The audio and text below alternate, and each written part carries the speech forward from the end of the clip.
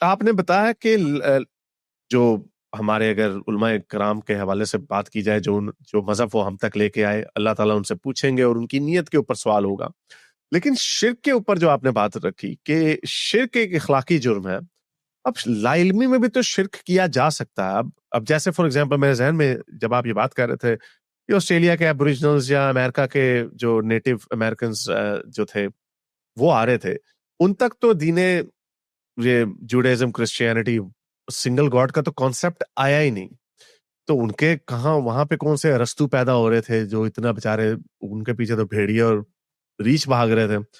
تو ان کی بھی تو سوچ میں وہ شرک ان ساروں کے ملٹیپل گاڈس تھے، اور ایون جو رومن گاڈز وغیرہ تھے وہ چلن سویلائزیشن کا حصہ تھے، ان تک بھی بہت سارے لوگوں تک جو ایک خدا کا کانسیپٹ نہ آیا ہو اور وہ شرک کرتے تھے، لیکن اپنی علم کے اندر، بلکہ ارسطو بھی وہاں پر تھا، وہ بھی شرک ہی کرتا تھا. تو یہ ان کو لا علمی کا کنسیشن نہیں مل سکتا؟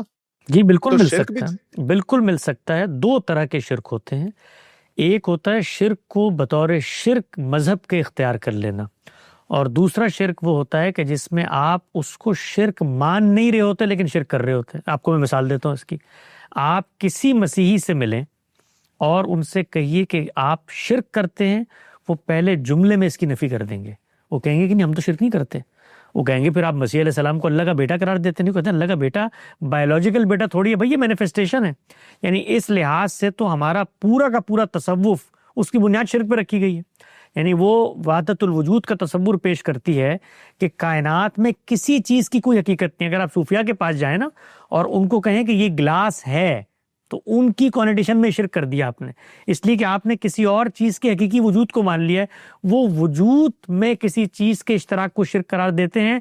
وہ کہتے ہیں یہ پوری کائنات، جس طرح مسیح کہتے ہیں کہ سیدنا مسیح خدا کا پرتو تھے اور اس کا ظہور تھے، تو وہ کہتے ہیں کائنات اس کا ظہور ہے. تو میری نظر میں یہ بھی شرک ہے. میں تو صوفیاء کے اس تصور کو شرک قرار دیتا ہوں، شرک سمجھتا ہوں. لیکن کیا صوفیاء اس کو بطور شرک اپنائے ہوئے ہیں؟ آپ ان سے آگے گفتگو کریں، وہ کہیں گے بھئی ہم تو دین اسلام کے ماننے والے، ہم تو توحید پہ عمل درآمد کرتے ہیں. لیکن یہ شرک ہے جو انہوں نے اپنایا ہوا ہے.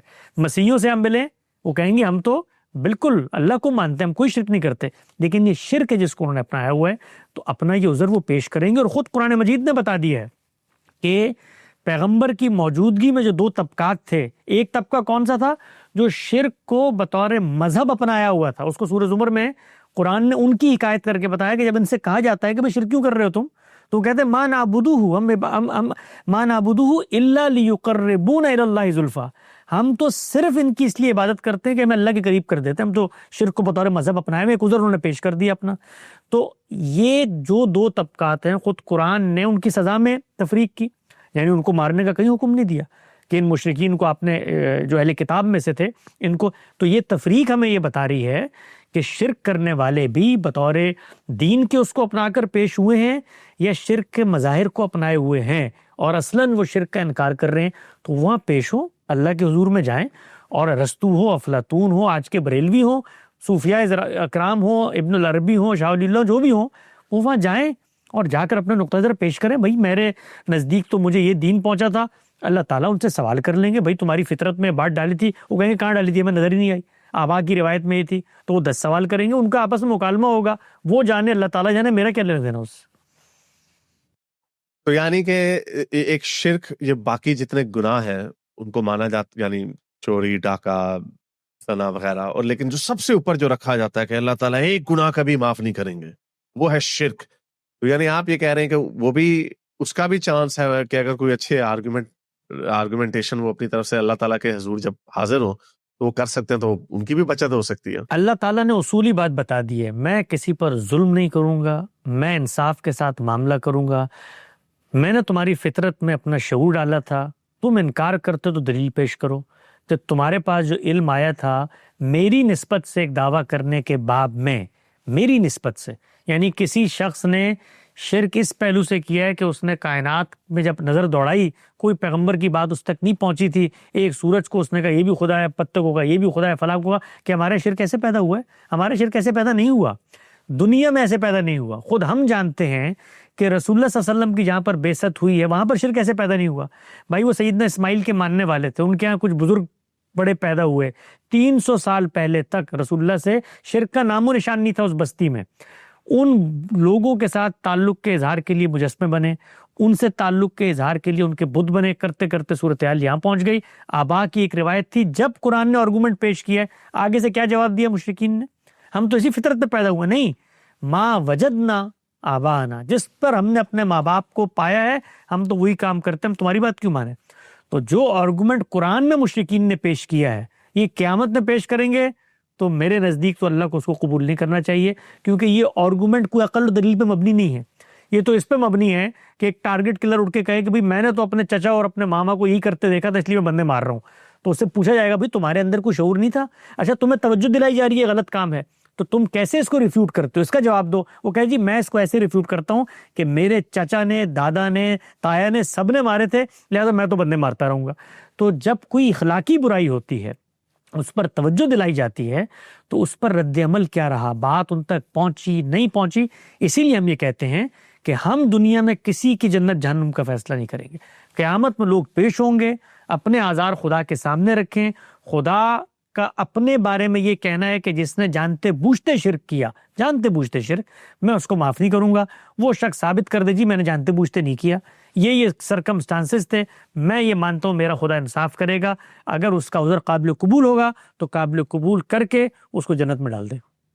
یہ بات میری حمزہ سے بھی ہوئی تھی اور میں نے ان کے سامنے بھی یہی سوال رکھا تھا کہ اس طرح تو which is fair enough, it doesn't challenge your viewpoint, کہ اس طرح جو spiritual matters ہے اس طرح تو سارے ہی بچ جائیں گے. ہم ملحد کہیں گے اللہ میاں ہمیں تو ثبوت ہی نہیں ملا, ہم کیا کرتے ہیں, ہم نے تو اپنی دانست میں پڑھنے کی کوشش کی, کیا کریں. کرسچن کہیں گے بھئی ہم نے بھی یہ اتنا ہم نے دیکھا, ہم سمجھے, ہم نے بھی جو اپنی دانست میں کیا ہم یہی سمجھے. اور ظاہری بات اگر ہمیں پتا ہوتا ہے کہ ایک ہی خدا ہے, اس کا نام اللہ ہے, تو ہم پاگل ہیں اس سے پنگا لیتے. تو اس طرح تو سارے بچ جائیں گے اور اینڈ میں ایک پھنس جائے گا, ایک طبقہ پھنس جائے گا اور وہ ہم لوگ ہیں, وہ ہم لوگ ہیں. کیونکہ ہمارا کوئی عذر اللہ میں نہیں سنے گا, وہ کہے گا بھائی تم تو میری کتابیں پڑھ پڑھ کے بتاتے تھے, میری آیتیں پڑھ پڑھ کے سناتے تھے, تم لوگوں مذہبی طبقے کا یعنی جو سب سے بڑا, میں آپس کی بات کر رہا ہوں, دوستانہ برادرانہ بات کر رہا ہوں, ہم دونوں مطلب بطور انسان کے ہمارا دونوں کو خاتمہ ہونا ہے, ہم سب کو کانشیس رہنا چاہیے.